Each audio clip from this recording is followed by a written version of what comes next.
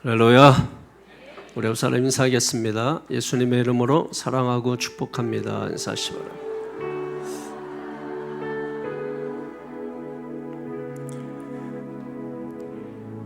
날씨가 좋죠? 날씨가 좋으면 무슨 생각을 하십니까? 교회 가야지 하고 생각하시는 분만 날씨 좋으면 교회 가면서 예배하면 참 좋겠다. 여러분 그 생각 뭔지 아시죠? 근데 뭐 놀러 갈 생각부터는 안 할 거 아니에요.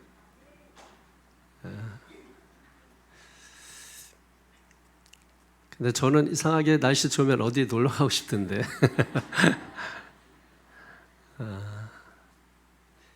좋은 날이 따로 있나요? 사실 기분에 달린 거 아니에요? 날씨는 상관없잖아요.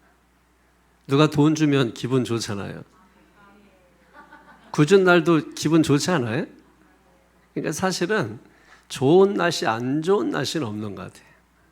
우리 안에 나의 기쁨이신, 우리의 기쁨이신 하나님이 충만히 계셔서 내 마음 깊은 곳에서부터 그 기쁨의 강수가 흘러넘치기를 축원합니다. 그러면 사는 게 다 복되고 행복해요. 그렇잖아요. 행복은 어디 있는 게 아니잖아요. 행복은 지금 우리 주변에 흘러넘치고 있습니다. 그래서 말씀 주어질 때 행복을 보는 눈이 열리기를 축원합니다. 뭐가 진짜인가를 보게 되는 것이 열리기를 바랍니다. 그래서 오늘은 왜 성령을 받아야 되는가에 대하여 말씀을 전하고자 합니다. 성경을 한번 펼쳐보세요. 요한복음 14장 26절 한번 보세요. 요한복음 14장 26절.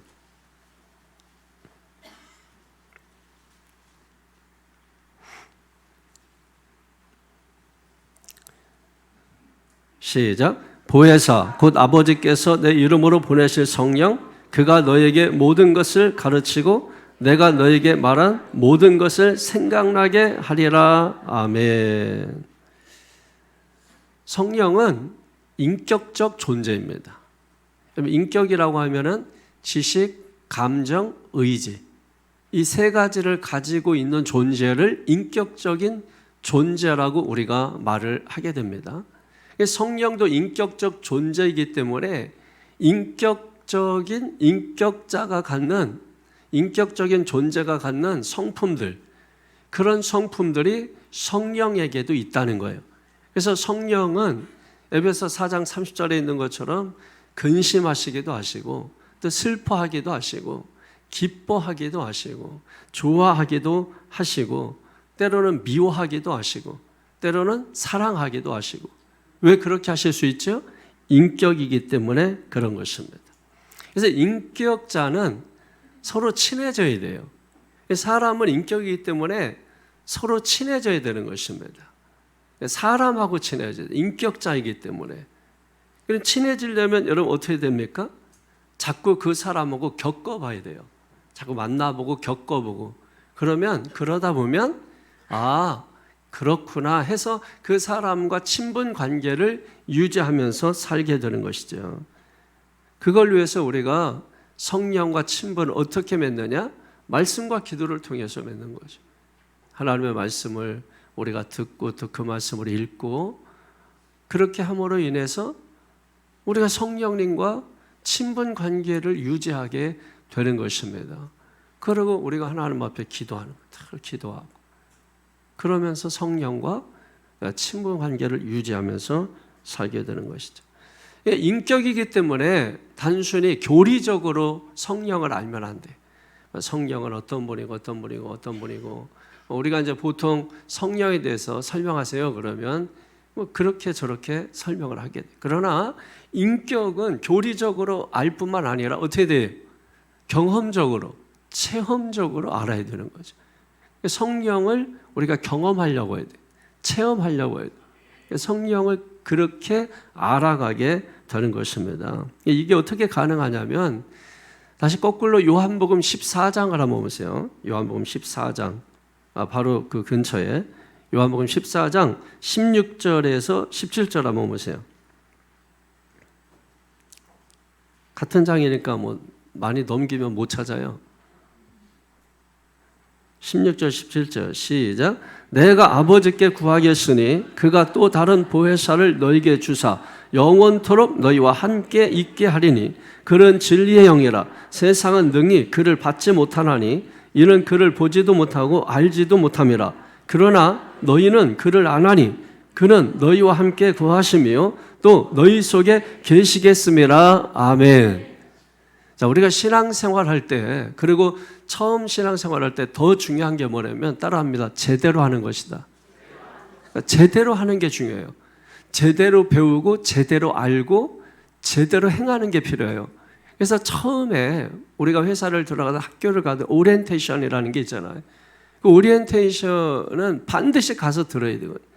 어떤 분들은 뭐 안 가는 분들도 있고 뭐 이런데 그때가 가장 중요한 시간이에요.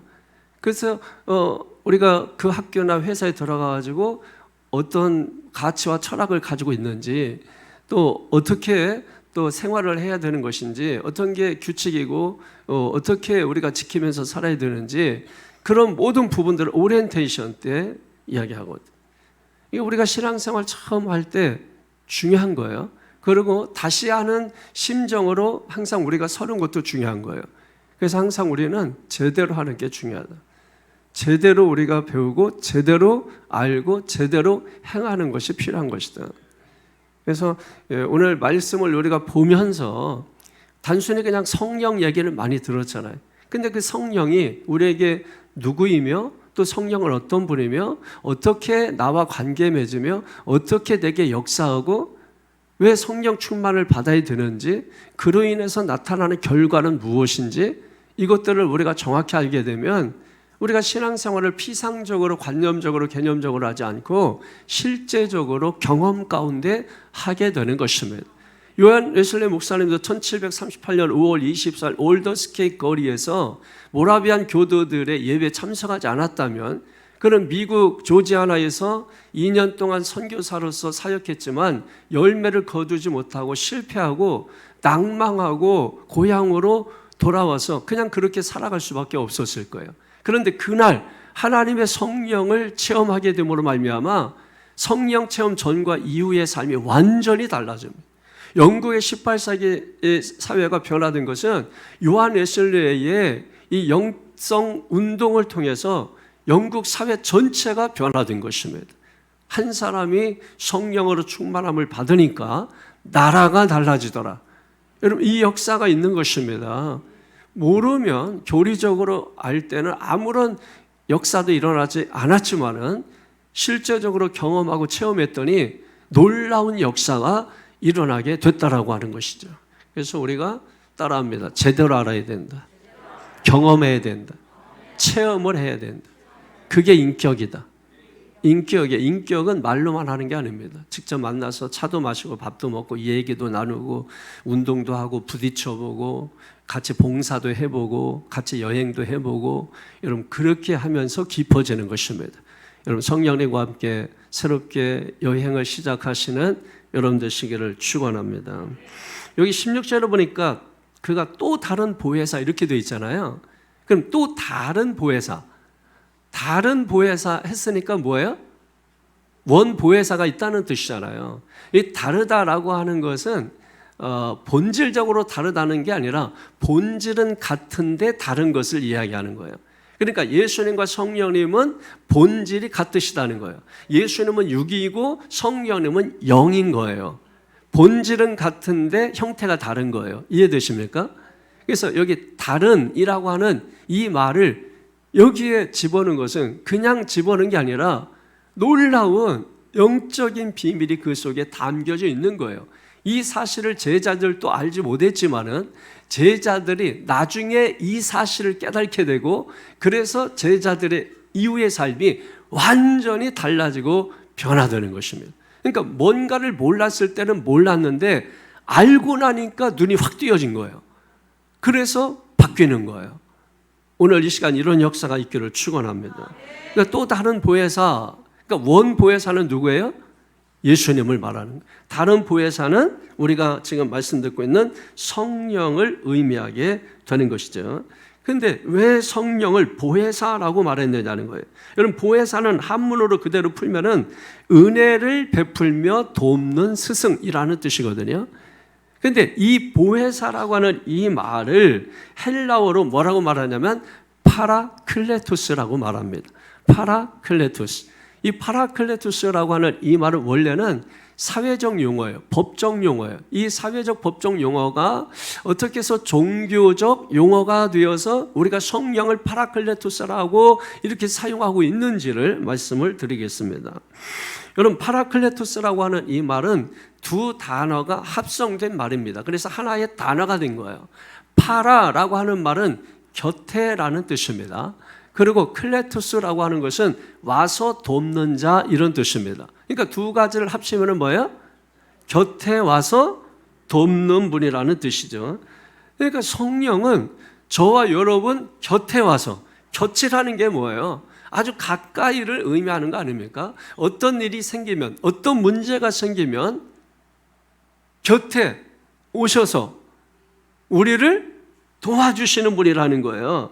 그게 파라클레토스, 성령이라고 하는 것입니다. 그런데 이 파라클레토스라고 하는 말은 단순히 그 한 가지 뜻만 가지고 있는 건 아니에요. 여러 가지 뜻을 가지고 있어요. 아주 다양해요.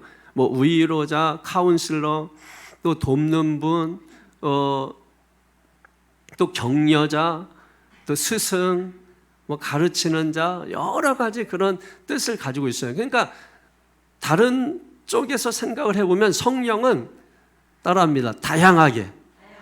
그러니까 다양하게 저와 여러분들을 도와주실 수 있다는 거예요. 그러니까 여러분, 이 성령이 얼마나 고마운 분이고 얼마나 감사한 분인가를 우리는 반드시 기억하시면서 오늘 말씀을 들어야 될 줄로 믿습니다. 그리고 이 파라클레토스는 예수님이 떠나시면 그 역할을 대신하는 뭐라고 말씀하세요? 진리의 영이라고 말씀하잖아요.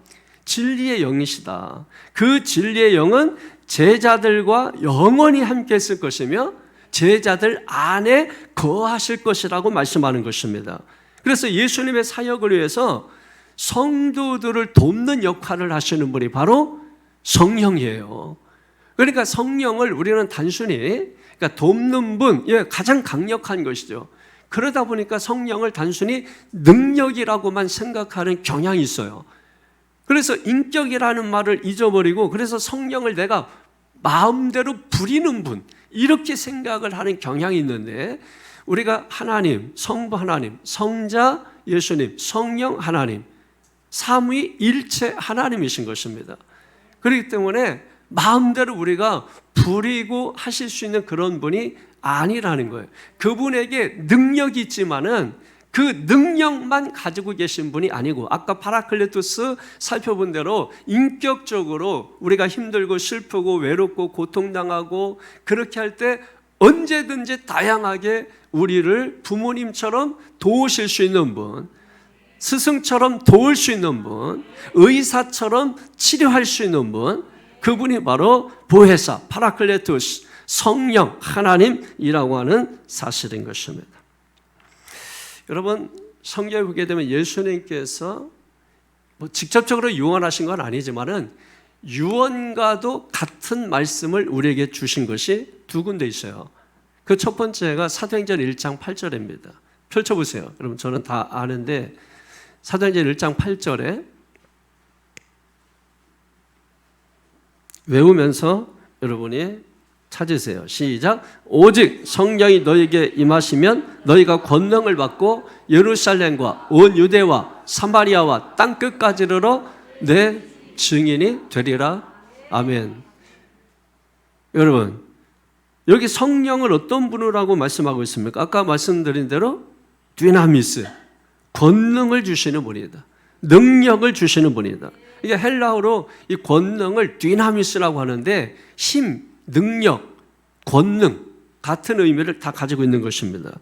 그러니까 이런 디나미스는 어떤 것을 돕는 분이냐면 우리가 어떤 것을 하고자 할 때, 또 어떤 것을 할 수 없을 때 성령께서 우리를 도와주신다는 거예요. 그게 디나미스예요. 디나미스. 그래서 성령을 받고 뭘 받아야 돼? 반드시 권능을 받아야 우리가 할 수 없는 일을 만났을 때 할 수 있고, 또 우리가 어떤 목표를 가지고 그것을 달성하고자 할 때 달성할 수 있는 힘이 어디에서 나온다고요? 성령에서 나온다는 거예요. 그러니까 성령이 도와주신다는 거예요. 그러니까 도와주시는 그 힘을 우리가 받아야 되는 거죠. 그런데 우리가 성령 받고 권능 받고 받는 그 이유가 뭐예요? 우리가 성령 받고 권능을 받아야 되는 그 이유가 뭡니까? 맨 마지막에 보니까 내 증인이 되리라 하시니라. 뭐 되기 위해서? 증인이 되기 위해서. 이게 첫 번째 예수님께서 우리에게 유언과 같이 주신 말씀이에요. 성령 받고 디나미스, 권능 받아. 디나미스는 다이나마이트예요. 디나미스, 권능 받고, 그리고 뭐예요? 증인이 되는 것입니다. 증인. 이게 첫 번째 주님께서 유언과 같이 주신 말씀이라. 그 다음에 두 번째 유언과 같이 주신 말씀은 마태복음 28장 19절 20절의 말씀입니다. 찾아보세요. 마태복음 28장 19절에서 20절.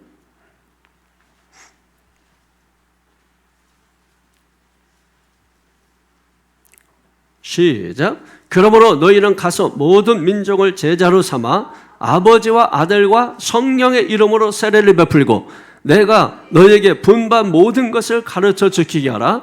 볼지어다 내가 세상 끝날까지 너희와 항상 함께 있으리라 하시니라. 아멘. 내가 너희에게 분반 모든 것을 뭐야? 가르쳐 지키게 하라. 만민에게 복음을 전파하라. 바로 이 말씀을 주신 것입니다. 그러니까 예수님의 유언과도 같은 말씀의 핵심은 두 가지입니다. 하나는 성령을 받으라. 또 하나는 뭐예요? 사명을 감당하라. 이 말입니다. 이걸 또 합치면은 성령 받고 사명을 감당하라는 거죠. 할렐루야. 그 사명은 뭐예요? 사도행전 20장 24절에 있는 것처럼 주 예수께 받은 사명, 하나님의 은혜의 복음을 전파하는 것이죠. 주님의 증인 되는 거예요. 증인이라는 말은 우리가 증인, 여호와 증인, 원래 성경에 있는 말인데 이게 어느 쪽에서 쓰니까 우리가 못 쓰게 된 말인데 너무나 좋은 말입니다. 원래 이 증인이라는 말은 이 말투스라고 하는 이 뜻인데 예를 들면 순교자라는 뜻을 가지고 있는 거예요. 또 다른 말로는 영향력을 의미하는 거예요. 예를 들면 우리가 호수가에 잔잔한 물에 돌을 던지면 어떻습니까? 파장이 일어나잖아요. 파동이라고요. 파동. 그럼 이게 점점 이렇게 커지잖아요. 이게 사도행전 1장 8절에 있는 말씀처럼 오직 성령이 너희에게 임하시면 너희가 권능을 받고 온 유대와 예루살렘과 사마리아와 땅끝까지. 그죠? 이게 증인이라는 뜻인 것입니다. 여러분 이게 기가 막힌 거예요. 이게 원어를 연구하다 보면은 이게 정말 어떻게 이거를 일부러 맞춰서 하려고 해도 이게 힘들 텐데 시대의 간격을 다 뛰어넘어 가지고 이와 같이 우리에게 말씀을 주실 때 그래서 하나님의 말씀을 읽다가 그래서 배너라고 하는 이 감독이 여러분 예수는 없다, 예수는 가짜다, 이것을 온 세상에 자기가 알리겠다 해가지고 성경 읽다가 뒤집어져 가지고 배너라고 하는 역작을 만들어낸 거 아닙니까? 그래서 하나님을 인정할 수밖에 없었던 거예요. 성경은 살아있는 하나님의 말씀인 것입니다. 믿습니까? 그게 얼마나 이 복된 말씀, 은혜의 말씀, 능력의 말씀을 지금도 저와 여러분이 실시간으로 듣고 있는 거잖아요. 듣는 자는 살아나리라. 듣는 자는 변화되리라. 듣는 자는 새롭게 될 줄로 믿습니다. 고린도후서 5장 17절에 있는 것처럼 이전 것은 지나갔으니 보라 새 것이 되었도다. 새 것이 되는 역사가 일어나게 될 줄로 믿습니다. 그래서 예수님의 제자들은 예수님의 이 유언과도 같은 말씀을 귀담아 듣고, 여러분 그렇잖아요. 청개구리라도 여러분 유언할 때는 그걸 듣는 거 아니에요. 예수님께서 유언과 같은 말씀하셨으니까 제자들이 이걸 듣고 성령 받고 디나미스, 권능을 받아서 증인이 되기 위하여 제자들이 그때부터 힘쓰고 애쓰고 노력하게 되는 것입니다. 오늘 본문을 한번 살펴볼게요. 오늘 본문을 한번 펴보십시오. 요한복음 20장 19절에서 21절이죠. 자, 19절 먼저 시작. 이날 곧 안식 후 첫날 저녁 때 제자들이 유대인들을 두려워하여 모인 곳의 문을 닫았더니 예수께서 오사 가운데 서서 이르시되 너희에게 평강이 있을지어다. 아멘. 여러분에게 평강이 있을지어다. 평강이 있을지어다. 샬롬이에요. 샬롬. 우리 성도들의 이 행복, 기쁨은 샬롬입니다. 뭐 좋은 일이 있어서 길 가다 돈 주어서가 아니라 그것과 상관없이 오늘 예배만 드리고 있어도 마음이 샬롬이 넘쳐요. 찬양을 하면서 샬롬이, 예배를 드리면서 샬롬이 있는 것이, 일을 하면서도 샬롬이 있는 것. 할렐루야. 이 샬롬, 예루살렘, 여러분 이 샬롬이 있어야 된다고요. 우리가 그런 믿음의 도성, 하나님의 도성, 결국 그 천국에 우리가 살 소망을 가진 자들 아니에요?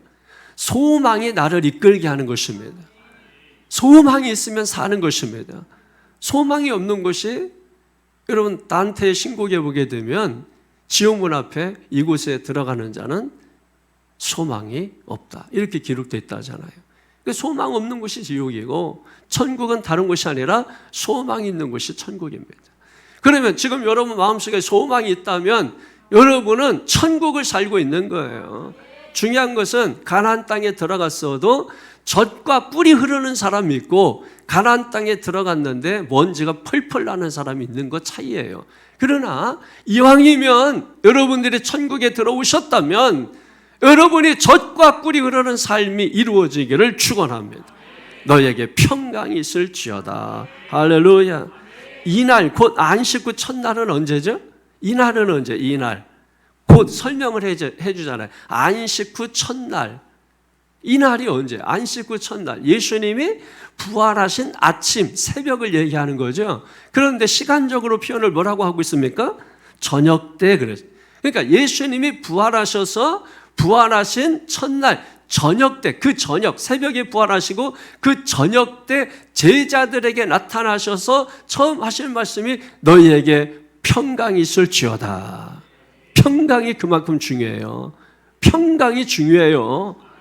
두려워 벌벌 떨고 있는 자들에게, 숨어있는 자들에게 평강이 있을지어다.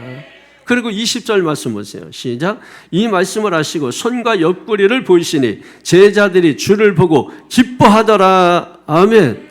그리고 21절에 예수께서 또 이르시되 너희에게 평강이 있을지어다. 아버지께서 나를 보내신 것 같이 나도 너희를 보내노라. 아멘. 평강이 있을지어다. 평강을 강조한 유대인들은 무언가 중요한 것을 말할 때는 진실로 너에게 평강이 있을지어다, 또 너에게 평강이 있을지어다. 이게 유대인의 이 사고방식이에요. 뭔가 중요하다고 생각했을 때는 반드시 반복을 하게 돼 있어요. 그러니까 같은 절에도 여러 번 반복하는 건 그만큼 중요하다는 거지. 그런데 한 절하고 그 다음 절 나왔으니 이 말씀도 그만큼 중요하다는 거예요. 뭐가 중요해요? 샬롬이 중요하다. 평강이 있으십니까? 나는 크리스찬입니다. 여러분은 크리스찬입니까? 나는 평강이 있습니다. 여러분은 평강이 있습니까? 내 마음은 천국입니다. 여러분 마음은 천국입니까? 여러분 그렇다면 우리는 하나인 것이죠. 예수 그리스도 안에서 하나인 것이죠.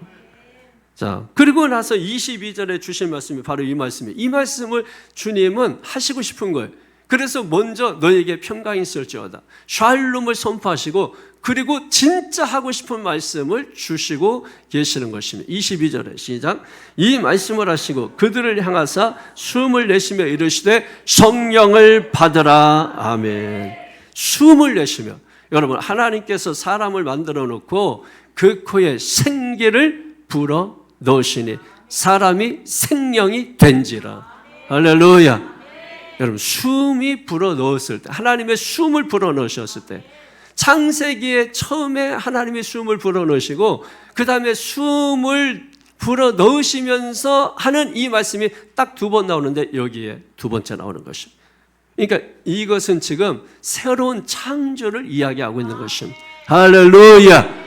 새로운 창조를 지금 말씀하시면서 그 창조를 어떻게 시작을 해야 되느냐? 성령을 받으라. 성령을 받아야 된다. 이렇게 말씀하고 있는 것입니다. 여러분 생각해 보십시오. 예수님을 모든 걸 다 버리고 따라다닌 제자들입니다. 그런데 어느 날 예수님께서 나 죽는다. 이 제자들이 얼마나 당황스럽겠어요. 그 예수님께서 십자가에 달려 죽으신 거예요. 그 제자들 밖에 나오지도 못하고 숨어가지고 한 곳에 모여서 벌벌 떨고 있는 거예요. 그 자리에 지금 주님이 오신 거예요. 오셔서 두려워하지 마라. 평강이 있을지어다 하고 성령을 받으라. 이렇게 말씀하셨다는 거예요. 자, 여러분 같으면은 내가 죽었다 살아나서 막 울고 있어, 자녀들이. 그때 가서 여러분이 무슨 말 하고 싶으세요? 그런데 예수님께서는 그런 자리에서 성령을 받으라. 이렇게 말씀을 하고 있다는 겁니다. 그 이유가 무엇일까요? 여러분, 제자들은 주님의 부름을 받은 자들이죠. 3년 동안 예수님께 가르침을 받았습니다. 그러니까 제자 교육 받은 거예요. 그리고 예수님을 따라다니면서 많은 기적을 간접적으로 경험하고 직접적으로 눈으로 보고 따른 사람들입니다. 그런데 문제는 이런 제자들에게 고난이 다가오자, 어려움이 다가오자 제자들 다 어떻게 했습니까? 12명 제자 중에 한 제자는 예수님을 은 30에 팔아넘겼습니다. 그리고 11제자는 다 예수님을 버리고 도망갔습니다. 그 중에 수제자 베드로는 예수님을 3번이나 부인하면서 3번째는 예수님을 저주하면서 부인까지 했습니다. 그리고 어떤 제자들은 나를 우측에, 나를 좌측에 앉혀주십시오. 그렇게 예수님에게 부탁했던 제자들인데 막상 고난이 다가오니까 다 도망가 버리고 말았다라고 하는 거예요. 거기다가 유대인들이 자기들을 잡아서 예수님처럼 십자가에 못 박을까 봐 두려워서 집 밖으로 나오지도 못하고 한 집에 모여가지고 벌벌벌벌 지금 떨고 있는 것입니다. 여러분, 이 제자들, 예수님의 12제자 우리가 좋아합니다만은, 그런데 이 12제자들 고난 앞에 더 이상 제자가 아니었습니다. 우리도 여러분 그냥 편안하게 아무 문제 없이 그냥 예수님을 믿을만 하니까 할렐루야 하고 우리가 주님 앞에 나오지, 만약에 여러분이 상상할 수 없고 여러분이 예측할 수 없는 고난과 고통의 문제가 따라오면 더 이상 여러분은 성도가 아닌 사람들이 많이 있을 수 있어요. 생각해 보세요. 칼 앞에 예수님을 부인하지 않을 사람 있습니까? 저도 마찬가지고 여러분도 마찬가지고 고난과 핍박과 박해 앞에 예수님을 부인하지 않을 자는 없을 것입니다. 그러니까 우리도 제자들을 너무 나무랄 필요는 없겠죠. 우리도 그런 자리에 있다면 우리도 도망칠 수밖에 없고 숨을 수밖에 없는, 그러니까 결국은 우리 자신들의 모습을 보여주고 있는 거예요. 더 이상 제자가 아닌 사람들, 고난 앞에 언제든지 예수님을 버리고 도망칠 수밖에 없는 사람들, 그리고 어두운 캄캄한 밤에 숨어 있을 수밖에 없는 사람들, 그 사람들이 예수님의 제자들 뿐이겠습니까? 오늘 여기 앉아있는 저와 여러분들도 다를 바가 없다라고 하는 것입니다. 남다른 부르심을 받았다고 제자가 아닙니다. 3년 예수님 따라다녔다고 제자가 아닙니다. 남다른 은사와 능력 받았다고 제자가 아닙니다. 남다른 직분 받았다고 다 제자이겠습니까? 그렇다 할지라도 제자가 아닙니다. 특별히 여러분, 예수님이 사랑했던 제자 베드로 어디 갔습니까? 야고보 어디 갔습니까? 요한 어디 갔습니까? 그런데 그들도 다 고난 앞에 숨고 말았습니다. 고난 앞에 자기도 이런 고난이 올까봐, 자기도 이런 피해가 올까봐, 자기도 이런 고통이 올까봐 다 숨고 도망간 것입니다. 그래서 예수님께서 부활하셔서 두려움에 벌벌 떨고 있는 제자들에게 오셔서 하신 말씀이 성령을 받으라. 왜? 너희들 이꼴로 세상 나가서 어떻게 순교하겠니? 너희들 이꼴로 세상 나가서 어떻게 증인 되겠니? 너무 약해, 너무 빈약해. 그러므로 너희들 성령 받아야 해. 성령 받아야 너희들 온전한 제자로 거듭날 수 있어. 그러므로 성령을 받으라. 여러분, 예수님께서 궁극적으로 제자들에게 지금 필요한 게 무엇인가를 보여주고 있는 것입니다. 오늘 성도 여러분들도 교회에 오셔서 이런 이유 때문에 오고 저런 이유 때문에 오고 뭐 이유 목적 없이 또 오시는 분들도 계실 수가 있고 어떤 형태로 우리가 교회에 오지만은 그러나 중요한 것은 여러분 우리가 주님의 일을 감당하기 위해서 성령을 받으셔야 합니다. 오늘 부활하신 예수님께서 저와 여러분들에게 평강이 있을지어다. 그러면서 궁극적으로 우리에게 필요한 것은 돈이 아니다. 물질이 아니다. 건강도 아니다. 너에게 필요한 것은 삶의 무게를 이겨낼 수 있는, 그 삶의 무게를 견딜 수 있는 성령을 받아야 된다. 성령 받아야 삶의 무게를 이겨낼 수 있다. 삶의 고통을 이길 수 있다. 어떤 고난과 어려움이 온다 할지라도 진정한 제자로서 남을 수 있다고 말씀을 해주고 계시는 것입니다. 그래서 여러분 사도행전 1장 4절에서 5절 말씀을 다 같이 보세요. 사도행전 1장 4절에서 5절.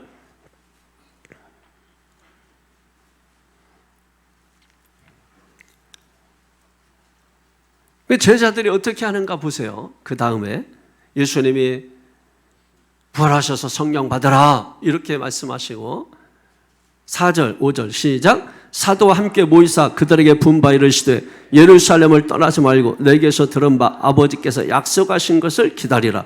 요한은 물로 세례를 베풀었으나 너희는 몇 날이 못되어 성령으로 세례를 받으리라 하셨느니라. 아멘. 몇 날이 못되어요. 아버지께서 약속하신 것 뭡니까? 성령이에요. 성령. 그래서 어떻게 합니까? 120명의 성도들이 마가 요한의 다락방에 모여서 간절히 기도합니다. 여러분 사도행전 1장 14절 15절 보세요. 시작. 여자들과 예수 어머니 마리아와 예수의 아우들과 더불어 마음을 같이하여 오로지 기도에 힘쓰더라. 아멘. 15절 시작. 모인 무리의 수가 약 120명이나 되더라. 그러니까 120명의 성도들이 주님의 약속하신 이 말씀 성령 받으라 이 말씀을 부여잡고 그리고 마가 요한의 다락방에 모여서 두려워 떨던 사람들이 이제는 모여서 뭐하고 있습니까? 성령 받기를 기도하고 있습니다. 어떻게? 오직 전심으로 간절하게 오직 성령 받기를 위해서 이제는 기도만 하고 있는 것입니다. 그래서 어떤 일이 생겼나요? 오순절 날에 마가 요한의 다락방에 하나님의 성령이 불같이 갈라지는 셔같이 임했다고 말씀하는 것입니다. 사도행전 2장 1절에서 4절까지 보겠습니다. 사도행전 2장 1절에서 4절 성령이 임하는 현장입니다. 이 말씀은 이미 요엘서 2장 28절에 우리에게 예언적으로 주셨어요. 마지막 때 말세에 내가 너에게 성령을 부어주리니 할렐루야. 이 말씀을 여러분 베드로가 사도행전 2장 후반전에 보게 되면은 요엘이 약속한 성령이다 이렇게 풀어주고 있습니다. 사도행전 2장 1절 4절 시작. 오순절 날이 이미 이르매 그들이 다 같이 한 곳에 모였더니 후련히 하늘로부터 급하고 강한 바람 같은 소리가 있어 그들이 앉은 온 집에 가득하며 마치 불의 혀처럼 갈라지는 것들이 그들에게 보여 각 사람 위에 하나씩 임하여 있더니 그들이 다 성령의 충만함을 받고 성령이 말하게 하심을 따라 다른 언어들로 말하기를 시작하니라. 아멘. 할렐루야. 여러분 성령 받은 그 결과가 뭐예요? 성령 받은 그 결과가 뭡니까? 그 제자들이 그 이후에 어떻게 됐습니까? 권능으로 주님의 성령 받은 그 권능으로 나가서 사도행전 3장에 보면 베드로와 요한은 나면서부터 안전병이 된 자를 예수 그리스도의 이름으로 일으키지 않습니까? 많은 능력과 표적과 기사와 이적을 행하게 된 것입니다. 그러므로 오늘 저와 여러분들도 성령을 받아야 될 줄로 믿습니다. 그래서 여러분 사도 바울도 우리에게 에베소 5장에 성령을 받으라고 우리에게 계속적인 명령을 주고 있습니다. 에베소서 5장 16절 이하 펼쳐보세요. 에베소 5장 15절부터 18절까지, 에베소 5장 15절에서 18절까지.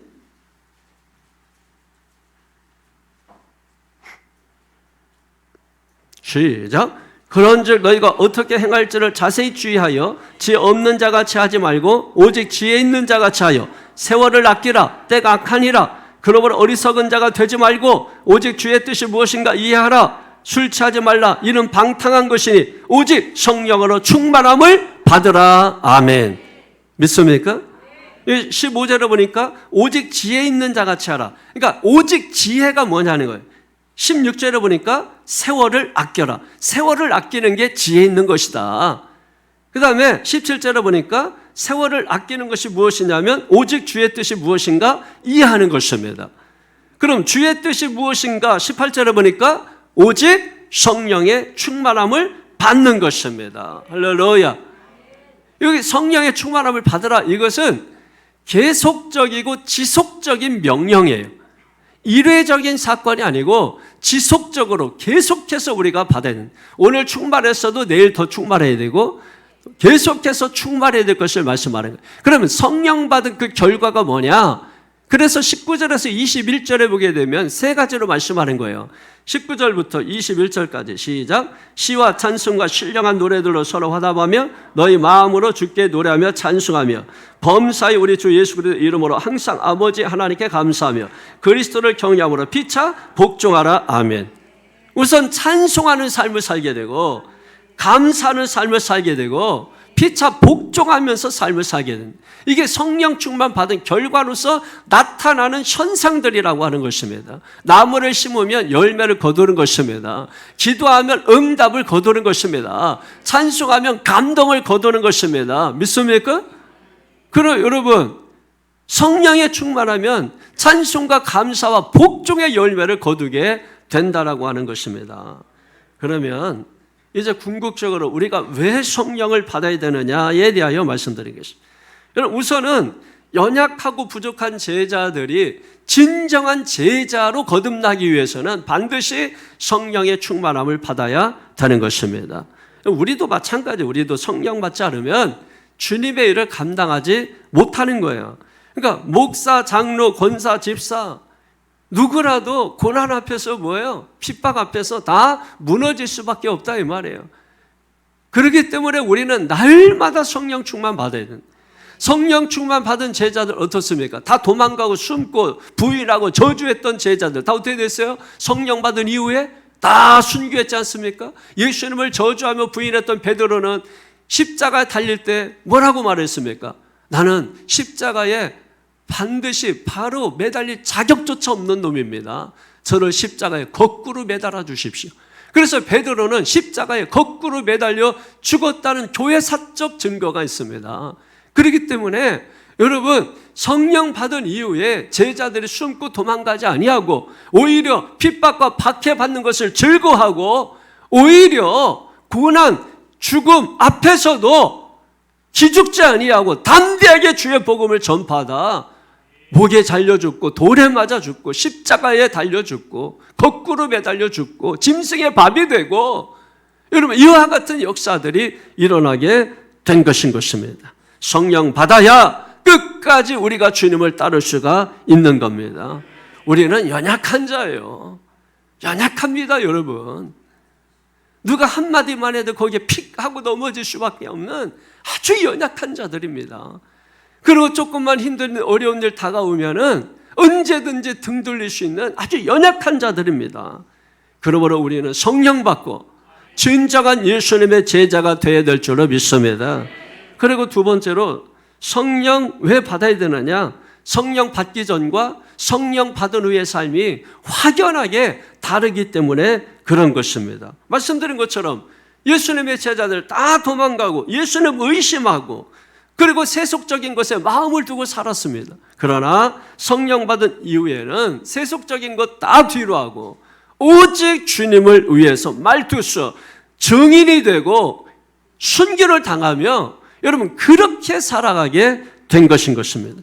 그러므로 오늘 저 여러분들도 무조건 성령 받아야 됩니다. 어떻게든 성령 받아야 됩니다.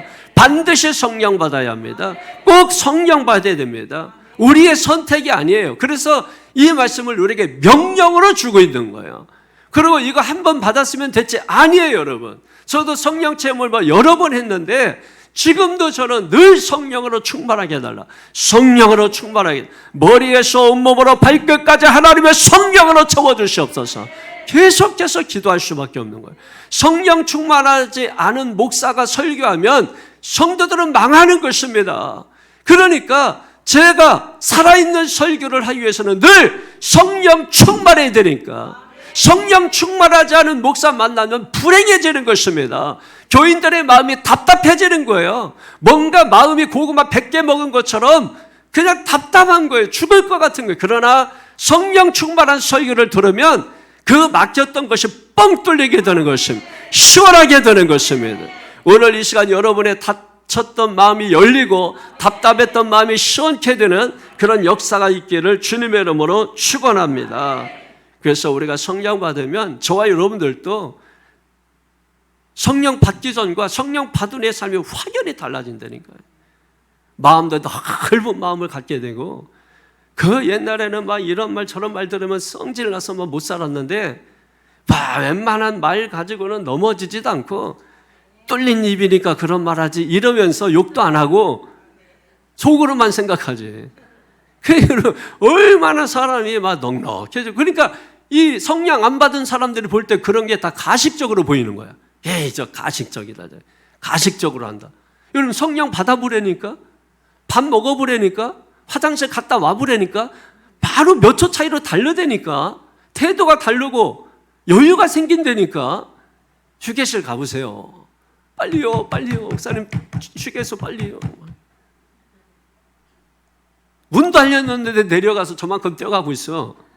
어디로 내린지도 몰라. 근데 내려와서 볼 때는 얼마나 여유가 있는, 세상 그런 여유가 없어. 그냥 뭐 손 씻고 뭐 하면서 여유가 만만해가지고 뭐 좀 먹고 가면 안 돼요. 뭐. 그 몇 초 전에 뭐 좀 먹자 그러면 그 말이 들려오겠어요? 생각 없이라고.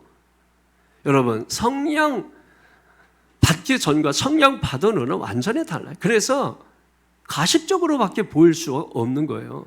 그렇게밖에 볼 수밖에 없는 거죠. 그러나 성령 받은 사람은 이해를 합니다. 그렇지. 성령 받았구나. 충만하구나. 여유가 있구나. 미수가 있구나. 힘들고 어렵지만 괜찮은 데 살고 있구나. 잘 싸우고 있구나. 성령 받으면 본능이 있기 때문에, 디나미스가 있기 때문에 견디는 겁니다. 견디는 자가 구원받는 것입니다. 견디는 게 믿음이에요. 할렐루야. 그리고 세 번째로 성령 받으면 권능을 받기 때문인 것입니다. 사도행전 1장 8절에 오직 성령이 너에게 임하시니, 너희가 뭘 받고? 권능을 받고.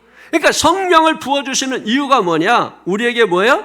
권능 받아서 내 증인이 되리라. 증인이 되게 하기 위하여 성령을 주시고 권능을 주신다는 것입니다. 증인이 전해야 되는 증언은 뭐죠?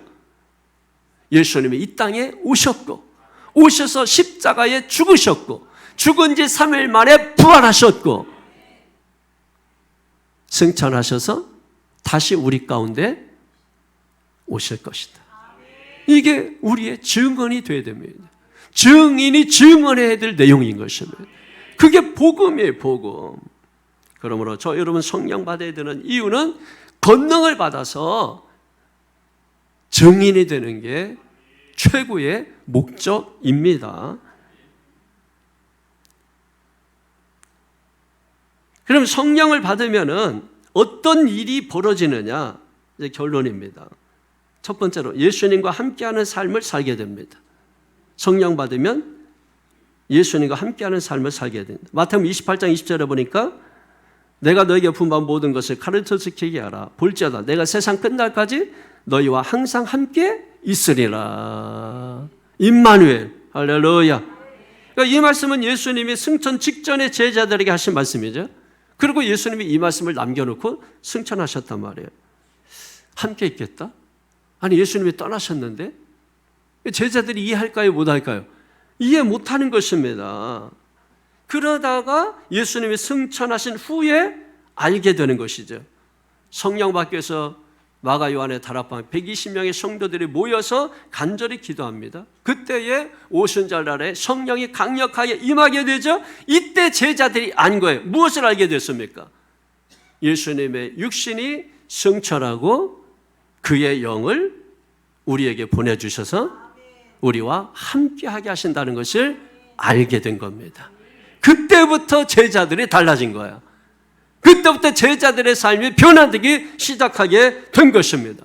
그래서 예수님의 이름으로 모이기 시작했고, 그리고 그들이 모인 자리에 항상 그 영이, 주의 영이, 그리스도의 영이, 하나님의 영이 우리 가운데 풍성히 임한다는 인식을 가지게 되는 것입니다. 그렇게 하고 예배 드리니까 예배 가운데 하나님이 영이 임재하시는 걸 느끼게 되고, 찬송 가운데 하나님의 영의 임재하심을 느끼게 되고, 기도하는데 힘이 생기게 되고, 그래서 기도하면 응답받는다는 확신을 기대하게 되고, 그러니까 여러분, 성령이 임한 사람의 예배나 기도나 찬송이나 봉사나 섬김이나 모든 것들이 여러분 달라지게 되는데, 어떻게 달라지느냐? 힘있게 달라지는 것입니다. 할렐루야, 할렐루야. 그러니까 지금도 여러분 우리 가운데 예배 가운데 하나님의 영이 우리 가운데 임하신다, 이 믿음을 가지고 예배하는 성도들은 예배가 나할라, 정말 생명을 주고도 바꿀 수 없는 그런 것이 예배라고 하는 걸 알게 되고, 이 예배가 살아있는 예배가 되고 산 예배가 되는 것입니다. 그러니까 영과 진리로 예배할 수밖에 없는 거예요. 왜? 이 사람은 하나님의 영이 우리 가운데 임재하는 걸 느끼니까. 그러니까 말씀 듣는 태도가 다르고, 찬양하는 태도가 다르고, 기도하는 태도가 다른 것입니다. 지금도 이 역사는 동일하게 우리에게 나타나고 있다라고 하는 것입니다. 그 다음에 성령 받으면 두 번째로 교회를 세워나가는 역사가 일어납니다. 요한복음 17장에 보게 되면 11절에 나는 세상에 더 있지 아니하오나 그들은 세상에 있사옵고 나는 아버지께로 가옵나니 거룩하신 아버지여 내게 주신 아버지의 이름으로 그들을 보존하사 우리와 같이 그들도 하나가 되게 하옵소서. 아멘. 예수님께서 이 땅에 남겨둔 제자들을 위해서 예수님이 중보기도하는 내용이 요한복음 17장에 나오는데 11절 이 한 절 가운데 주님이 주시는 말씀이 뭐냐면 하나가 되게 해달라. 할렐루야. 원래 제자들은 하나가 아니었어요. 여러분, 제자들이 보통 이제 어부 출신들이 4명이나 되고, 그러니까 뭐 많이 있고 서로 같은 동네 알고 있고 뭐 이렇게 합니다만, 바닷가 사람들 바로 옆집에 살아도 잘 싸웁니다. 매일 싸워요. 매일 싸워요. 성질이 보통 성질이 아니에요. 그리고 또 지역도 다르고 또 그 사람들이 살아온 생활도 다르고 뭐 이런 제자들입니다. 그러니까 아주 강성이죠, 강성. 그러니까 자기 성향들이 아주 분명한 사람들, 기질이 분명한 사람들, 성질이 있는 사람들이에요. 그러니까 이 사람들은 하나 되기 어려운 사람들입니다. 그래서 주님께서 이들로 하여금 하나가 되게 하여 주시옵소서. 여러분, 우리 교회는 그리스도의 몸입니다. 하나가 되어야 되는 것입니다. 여러분, 몸에 머리도 있고 손도 있고 눈도 있고 다리도 있고 다 붙어 있는 거죠. 이걸 다 몸이라고 하는 거예요. 몸. 이제 각 지체가 있겠지만은, 그러나 여러분 생각해 보십시오. 머리는 명령기관입니다. 그 명령기관에서 명령을 하면은 다 온몸에 따라서 움직여줘야 되는 거 아니에요. 여러분, 새끼손가락이 아프면은 입도 가서 훅 불어줘야 되고, 이쪽 손이 와서 이렇게 잡아줘야 되고, 몸도 숙여줘야 되지. 여러분, 이게 온몸이 다 하나가 돼야 이렇게 하는 것이거든요. 근데 교회가 여러분, 나는 이 생각이 있고, 나는 저 생각이 있고, 나는 이 일이 있고, 나는 저 일이 있고, 그래가지고 각자 도생해버리면 교회가 무슨 그게 교회가 되겠어요. 자기를 희생시키지도 못하면서, 작은 일도 희생시키지 못하면서 무슨 십자가 집니까? 아니, 자기의 일도 희생 못 시키는 사람이 무슨 여러분 십자가 군사가 됩니까? 말이 안 되는 일을 우리가 하고 있는. 그래서 제가 얘기하는 거예요. 은혜로 살고 있다고. 행한 대로 갚으면 다 죽는다고. 은혜라고. 이 은혜를 알고 주님 앞에 겸손히 엎드리는 자, 그게 프루스케네오, 그게 예배예요.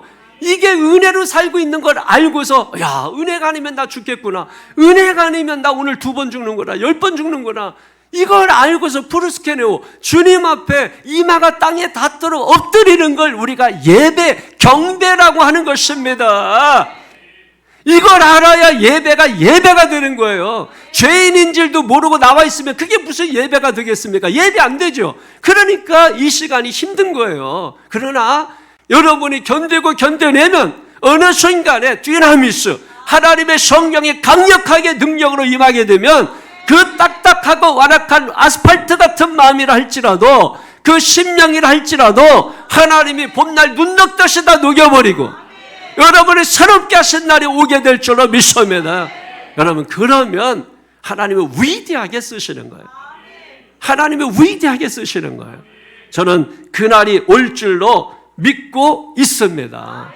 그 제자들이 막 달라진 거예요. 성령 받고 서로의 필요를 알고 나눠주고 귀하게 여기고 서로를 사랑하게 되고, 그래서 믿음의 공동체 이루게 되고 서로 아끼고 섬기다 보니까 그렇게 저렇게 하다 보니까 예루살렘 교회가 세워지게 된 것입니다. 예루살렘 교회가 최초의 교회인 것입니다. 이 예루살렘 교회가 그래서 세워진 거예요. 오순절 성령을 받고 제자들이 변화되고 서로 나누고 아끼고 사랑하고 용서하고 용납하고 덮어주고 치료하고 고쳐주고 나누고, 그렇게 하다가 세워진 게 예루살렘 교회들. 할렐루야. 그 예루살렘 교회로 돌아가자? 그럼 돌아가는 게 뭐야? 그냥 시대를 거슬러서 역행하는 거예요? 그럼 그게 아니에요. 지금 예루살렘 교회로 여러분 돌아가고 있으면, 지금도 뭐 백투더 예루살렘 하는데 정신 차리라 그래요. 그거 다 외식이에요. 껍질에. 하나님의 나라는 외식에 있지 않고 뭐에 있다? 능력에 있다고 성경은 분명히 말씀하는데 왜 성경대로 안 합니까? 성경대로 안 하니까 이상한 거예요. 그러니까 자꾸 뭔가 종교적으로 갈등을 일으키고, 여러분, 일어나지 않은 사고들이 막 일어나는 거예요. 하나님의 나라는 즉 외식에 있는 게 아닙니다. 껍데기에 있는 게 아닙니다. 하나님의 나라는 능력에 있는 것입니다. 디나미스. 할렐루야. 누가 하세요? 주님이 하시는 것입니다. 우리 교회도 달라져야 될 줄로 믿습니다. 모든 성도들을 하나님 대하듯 대하면 되는 거예요. 예루살렘 교회가 그러면 만들어지는 거예요. 그 예루살렘 교회를 굳이 가고 싶다면, 나는 가고 싶지 않은데 여러분이 가고 싶다면 다 아끼지 말고 나눠주면 돼. 사도행전 2장 42절 이하에 나오잖아요. 다 나눠주면 돼. 여러분 거 다 팔아. 아파트 팔고 여러분 다 팔고 나눠주면 돼. 그럼 예루살렘 교회로 가는 거예요. 그게. 그런 건 하지 않으면서 백투더 예루살렘 하면 그게 되냐 이거예요. 그 예루살렘 교회가 한 일을 보면 되잖아요. 자기 것을 자기 것이라고 주장하지 아니하고. 그래서 여러분 아나니아도 나오고 삽비라도 나온 거예요. 여러분 그거 하면은 바로 예루살렘 되는 거예요. 나는 돌아가고 싶지 않다 이거예요. 나는 그래서 안 팔겠다 이거예요. 그러니까 여러분이 뭐 돌아가고 싶다며 예루살렘 교회 뭐 막 가고 뭐 초대교회로 돌아가자 뭐 하는데 왜 돌아가냐고. 왜? 지금 여기서 이 시대에 여러분 2000년 후에 태어나게 하신 하나님의 섭리와 하나님의 뜻이 있는 줄로 믿습니다. 그러나 예루살렘 교회를 본받을 필요는 있죠. 어떻게 했다고요? 아끼지 않아요. 나눠주고 사랑하고 덮어주고. 덮어줬다. 뭘 덮어줘요? 허물을 덮어줍니다. 상대의 허물을 덮어줘. 그러면 바로 예루살렘 되어주는 줄로 믿습니다. 그리고 마지막 하나는 성령의 은사와 열매를 주시는 것입니다. 여러분, 성령의 은사와 열매는 너무나 중요해요. 성령의 은사에 대해서는 고린도전서 12장 8절에서 11절까지 나와 있고, 성령의 열매에 대해서는 갈라디아서 5장 22절, 23절에 나와 있습니다. 그래서 성령의 9가지 은사는 머리 셋, 입 셋, 몸 셋. 머리로 나타나는 것은 지식, 지혜, 영분별. 입으로 나타나는 것은 방언, 방언통변, 예언. 몸으로 나타나는 것은 믿음, 능력, 행함, 신유. 그래서 9가지 은사가 되는 것입니다. 그리고 성령의 9가지 열매는 다 같이 시작. 사랑과 희락과 화평과 오래 참음과 자비와 양성과 충성과 온유와 절제, 이 같은 법을 금지할 법이 없느니라. 자, 그런데 여기서 중요한 게 뭐냐면 교회가 성령의 은사는 있는데 열매가 없으면 교회는 미쳐 돌아갑니다. 교회는 상처투성이야. 이쪽에서 능력, 저쪽에서 능력. 근데 열매는 없어. 그러면 막 온 교회 성도들이 막 상처받은 성도가 엄청 많아. 그래서 그 교회는 맨날 내적 치유한다든지 뭐 하여튼 치유 사역만 해. 왜? 상처받은 자가 너무나 많으니까. 은사받은 자, 능력받은 자 많은데 이 성품, 열매를 받은 자가 없기 때문에 상처가 많아서 맨날 치유하는 기도만 하는 거예요. 그런데 반대로 여러분, 은사는 없는데 열매만 있어. 그러면 그 교회는 무기력하고 무능력한 교회가 됩니다. 그래서 은사는 그 사람의 기질을 통해서 나타나고 열매는 그 사람의 성품을 통해서 나타나요. 그래서 은사는 능력과 관계가 있고 열매는 인격과 관계가 있는 것입니다. 그렇기 때문에 이 두 가지는 서로 분리돼서는 안 되는 내용이에요. 그러니까 은사와 열매, 기질과 성품, 능력과 인격은 뭐가 돼야 되는 거예요? 따라합니다. 균형이 필요한 거예요. 균형이 있어야 되는 거예요. 그럴 때 교회가 어떻게 된다? 건강하게 된다. 건강한 사역이 이루어지게 된다. 성도들이 행복한 성도들이 된다. 우리 교회가 그런 교회 아닙니까? 믿습니까? 다 내 자기 것을 주장하지 않고 집에 있는 거 값진 것들 팔아서 가난한 성도들에게 나눠주고. 아멘은 왜 안 하시나?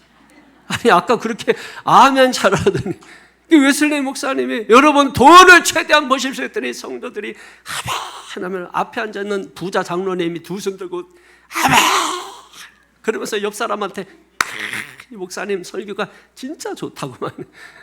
그러니까 또 다시 두 번째로 웨슬리 목사님이 여러분 번 돈을 최대한 저축을 하세요 그랬더니 맨 앞에 부자 장로님이 최고라, 목사님 최고라. 세 번째를 안 들은 거예요. 여러분이 열심히 벌어서 저축한 그 돈을 가난한 사람들을 위해서 다 나눠주시기 바랍니다. 그러자 그 소리 듣고 까무러쳐가지고 119 불러가지고 병원으로 바로 실려 나갔다는 거 아니에요. 따지지 말고 진짜로 뭐 119 불렀냐 뭐 이런 거 하지 말고 실제로 여러분 웨슬리 목사님이 세 가지 경제관에 대해서 말씀했습니다. 최대한 보십시오. 최대한 저축하십시오. 그리고 최대한 사용하십시오. 할렐루야. 할렐루야. 성령 충만 받으시기를 축원합니다.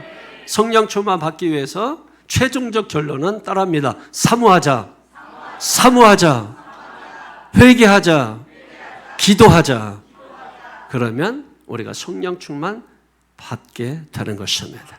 성령 충만한 교회, 성령 충만한 성도, 성령 충만한 목사, 성령 충만한 장로, 성령 충만한 권사, 성령 충만한 집사, 성령 충만한 평신도, 성령 충만한 청년, 성령 충만한 중고등생, 성령 충만한 교회 학교생, 유치원, 영아 다 성령 충만하기를 우리 주 예수 그리스도의 이름으로 축원합니다.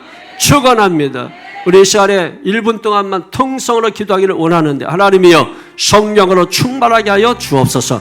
충만케 하여 주옵소서. 계속 충만하게 하여 주옵소서. 지속적으로 충만하게 하여 주옵소서. 성령 받고 변화되게 하여 주옵소서. 주여 한번 부르고 통성으로 기도합니다. 주여.